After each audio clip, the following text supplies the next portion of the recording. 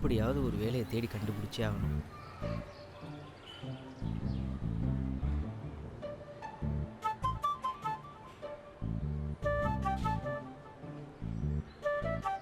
எல்லாம் சின்ன சின்ன வீடாக இருக்குது. ஏதாவது பெரிய வீட்டில் வேலை பார்க்கணும்.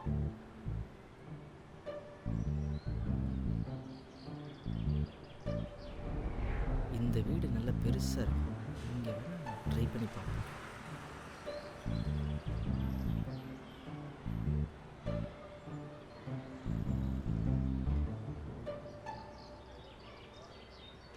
மா சார், யாராவது இருக்கீங்களா?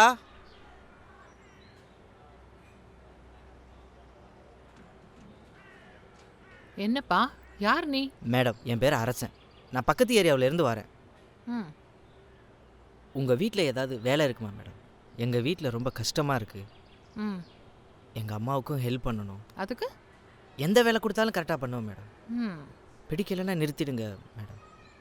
நீங்கள் வேலை கொடுத்தீங்கன்னா என் குடும்பத்துக்கு முடிஞ்ச ஹெல்ப் பண்ணுவேன் மேடம். ம், please ma'am, please ma'am, help பண்ணுங்கள் மேம்.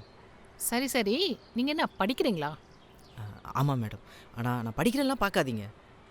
வேலையெல்லாம் க்ளீனாக முடிச்சு கொடுத்துட்டு ஸ்கூலுக்கு போயிடுவேன். தம்பி, நீங்கள் சொல்கிறது புரியுது. ஆனால் உனக்கு ஏற்ற மாதிரி வேலை இல்லையப்பா. மேடம் அப்படி சொல்லக்கூடாது. ஆ? இல்லை மேம், வேலை கிடைச்சா என் குடும்பத்துக்கு ஏதாவது ஹெல்ப்பாக இருக்குது மேம். இல்லைப்பா, என் வீட்டு வேலை பார்க்க ஆள் தேவைதான். ஆனால் அது ஒரு பொண்ணாக இருக்கணும். நீ எப்படி அதெல்லாம் பண்ணுவ? பெருக்கணும், துடைக்கணும், துணியை துவைக்கணும், இப்படி நிறைய வேலை இருக்கு. பொம்பளை பசங்க க்ளீன் பண்ணுற மாதிரி வருமா? இல்லை மேடம், நானே எல்லா வேலையும் க்ளீனாக பண்ணுவேன் மேடம். இல்லை தம்பி, சாரி. எங்கள் வீட்டு வேலை செய்ய ஒரு பொண்ணு தான் வேணும்.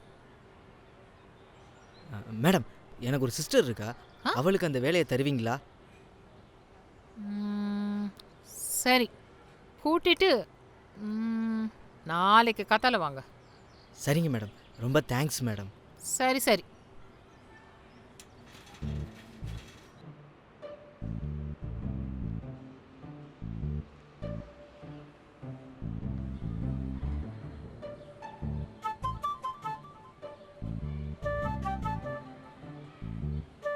என்ன மச்சான் சோகமாக இருக்கிற மாதிரி தெரியுது? இல்லைடா, இன்றைக்கி ஒரு வீட்டுக்கு போய் வேலையை கேட்டேன்.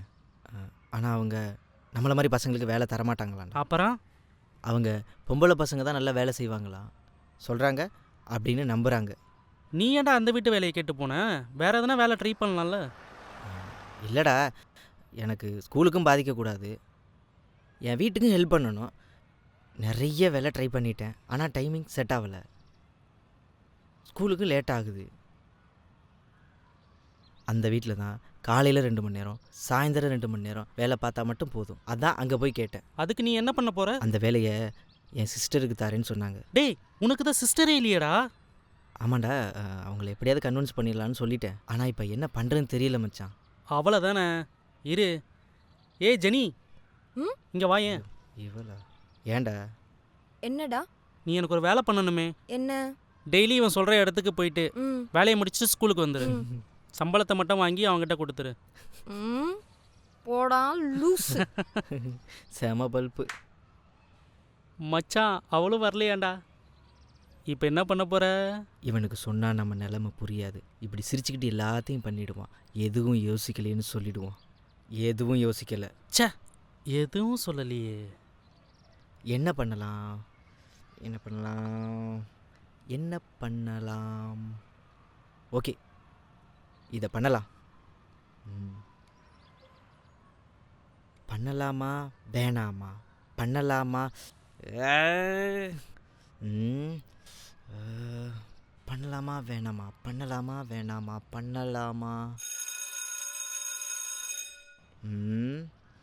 சரி, இதை பண்ணுறோம்.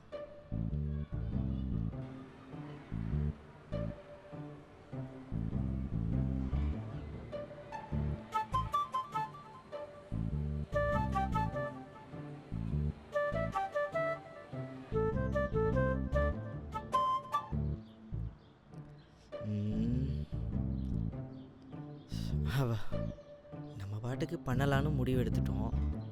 இதை பண்ணி மாட்டிக்கிட்டா சத்தியமாக செருப்படி தான். பயமாகவும் இருக்குது. ஆனால் அம்மாவுக்கும் ஹெல்ப் பண்ணணும்.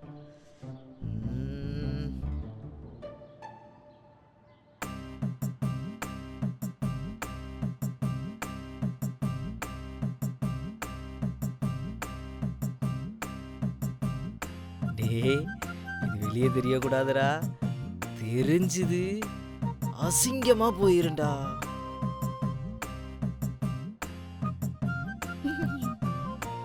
கடவுளே கடவுளே, மாட்டிடக்கூடாதே. உனக்கு ஏதோ ப்ராப்ளம் போல இருக்கு. ம்ஹும்.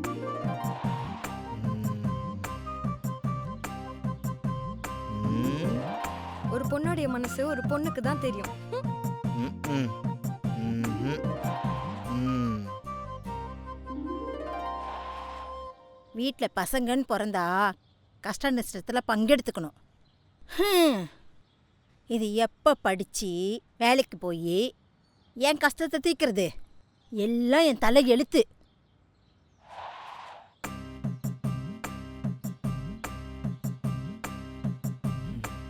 என் கஷ்டம் எனக்கு தான் தெரியும்.